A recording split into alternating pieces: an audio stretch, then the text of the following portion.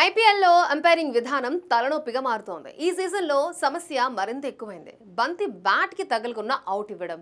DRS విషయంలో umpires కొన్ని ఫ్రాంచైజీలకు అనుకూలంగా ప్రవర్తించడం వివాదాలకు దారితీస్తోంది. ముఖ్యంగా ముంబై ఇండియన్స్ విషయంలో అంపైర్లు విచిత్రంగా బిహేవ్ చేస్తున్నారు.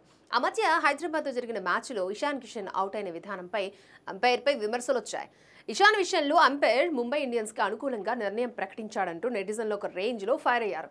తాజాగా మరొకసారి డిఆర్ఎస్ డెసిషన్ వివాదాస్పదమైంది. ముంబై రాజస్థాన్ మ్యాచ్లో భాగంగా రోహిత్ శర్మను డిఆర్ఎస్ విషయంలో కాపాడారంటూ అంపైర్పై మండిపడుతున్నారు.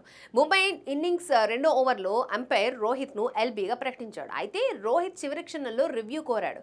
థర్డ్ అంపైర్ బాల్ ట్రాకింగ్ చేయడంతో బంతి లెగ్ స్టంప్ బయట పిచ్ అయినట్లు తేలింది. దీంతో ఆన్ ఫీల్డ్ అంపైర్ తన నిర్ణయాన్ని మార్చుకున్నాడు. అయితే సమస్య ఎక్కడొచ్చిందంటే డిఆర్ఎస్ నిబంధనల ప్రకారం 15 సెకండ్లలోపే రివ్యూ తీసుకోవాలి. అయితే మ్యాచ్లో రోహిత్ రివ్యూ కోరినప్పుడు టైం 0 సెకండ్లు చూపించింది. అంటే రివ్యూ టైం కంప్లీట్ అయిన అంపైర్లు రోహిత్ రివ్యూకి ఓకే చేశారు. ఈ డ్రామా తర్వాత చెలరేగి ఆడాడు రోహిత్.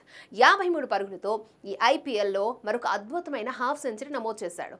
ఈ మ్యాచ్లో ముంబై ఏకంగా 100 పరుగుల తేడాతో విజయం సాధించింది. ఈ విజయంతో ముంబై టేబుల్ టాప్లో కొనసాగుతోంది.